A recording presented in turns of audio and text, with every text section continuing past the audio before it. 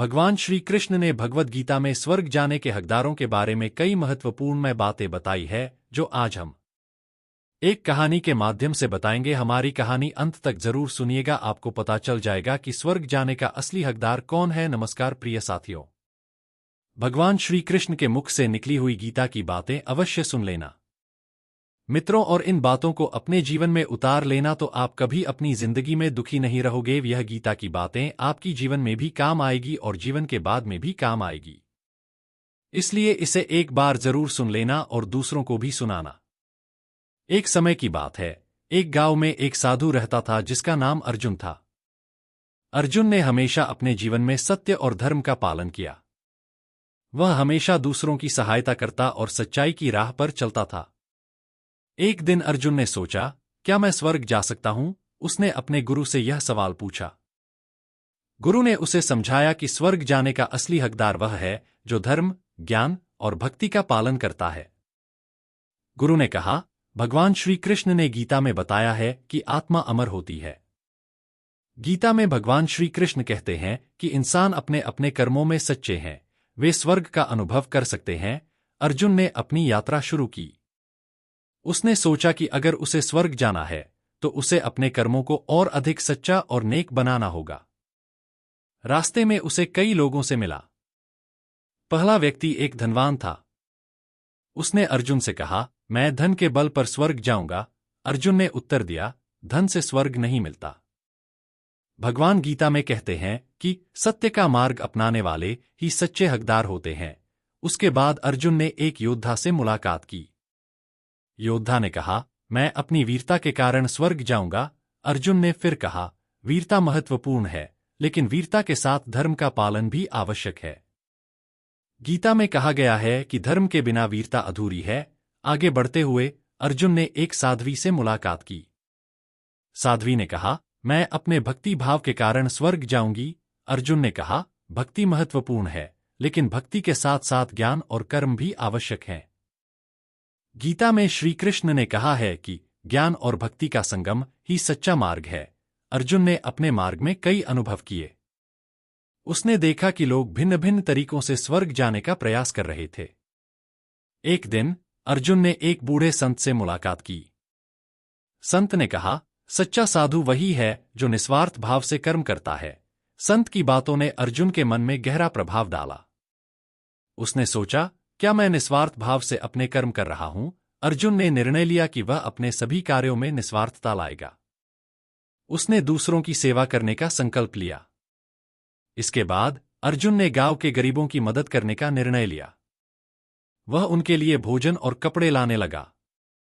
जैसे जैसे अर्जुन ने दूसरों की सेवा की, उसे एक अद्भुत अनुभव हुआ। उसे महसूस हुआ कि सेवा ही सच्चा मार्ग है। एक दिन उसे एक पंडित से मुलाकात हुई।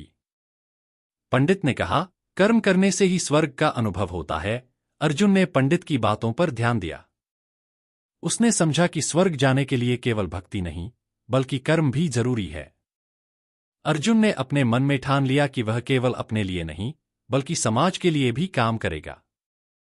इसके बाद अर्जुन ने ध्यान और साधना करने का निर्णय लिया। वह रोज सुबह उठकर ध्यान करने लगा।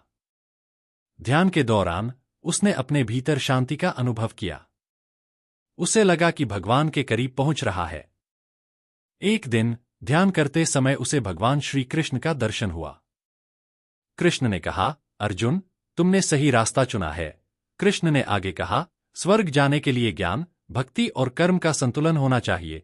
कृष्ण ने अर्जुन को यह भी बताया कि जो व्यक्ति अपने कर्मों का फल भगवान को समर्पित करता है, वह सच्चा हकदार है। अर्जुन ने महसूस किया कि स्वर्ग केवल एक स्थान नहीं, बल्कि एक अवस्था है जिसे व्यक्ति अपने कर्मों और विचारों से प्राप्त कर सकता है। अर्जुन ने अपने जीवन में और अधिक सुधार लाने का निश्चय किया। उसने अपने विचारों को सकारात्मक बनाने की कोशिश की। वह दूसरों के प्रति करुणा और प्रेम दिखाने लगा। उसने सीखा कि प्रेम से बड़ा कोई मार्ग नहीं। गांव के लोग उसकी परिवर्तनशीलता को देखकर प्रभावित हुए। उन्होंने उसे अपनी समस्याओं का समाधान पूछने लगे।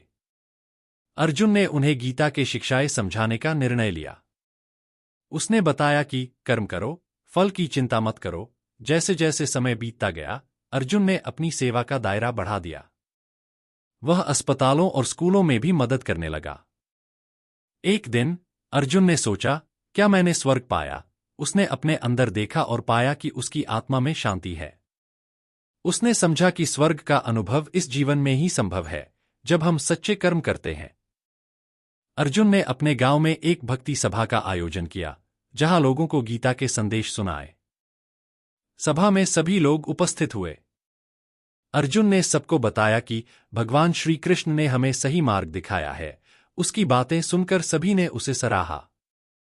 उन्होंने अर्जुन को प्रेरणा का स्रोत मान लिया। अर्जुन ने बताया, स्वर्ग केवल उनके लिए है जो अपने कर्मों में निस्वार्थता और भक्ति दिखाते हैं। जैसे जैसे समय बीतता गया, अर्जुन की सेवा का दायरा बढ़ता गया। लोग उसके साथ जुड़ने लगे। एक दिन गांव में एक उत्सव का आयोजन हुआ। अर्जुन ने उसमें सभी को आमंत्रित किया और सबको प्रेम से जोड़ा। उत्सव में लोगों ने एक दूसरे के साथ मिलकर नृत्य और गान किया। उन्होंने भगवान श्री कृष्ण की भक्ति में रम गए। अर्जुन ने सोचा, क्या यही स्वर्ग नहीं है? उसने देखा कि लोग खुश हैं और एक दूसरे की मदद कर रहे हैं।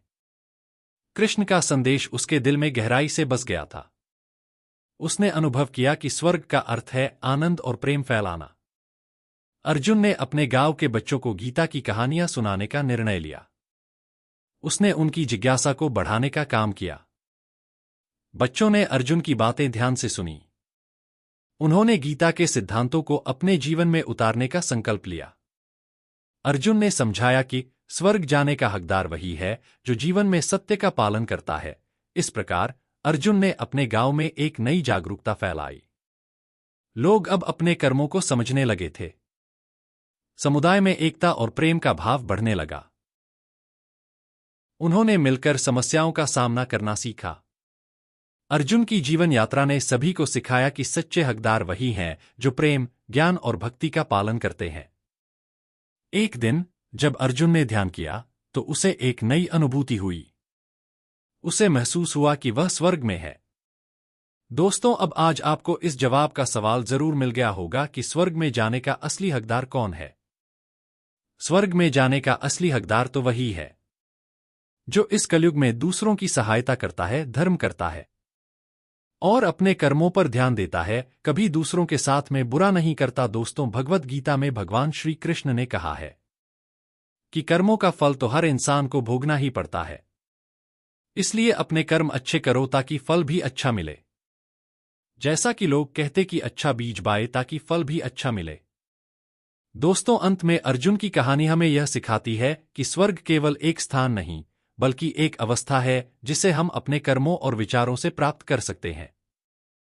सच्चा हकदार वही है जो जीवन में निस्वार्थता, प्रेम और भक्ति को अपनाता है। भगवान श्री कृष्ण की शिक्षाएं हमारे जीवन के हर पहलू में मार्गदर्शन करती हैं।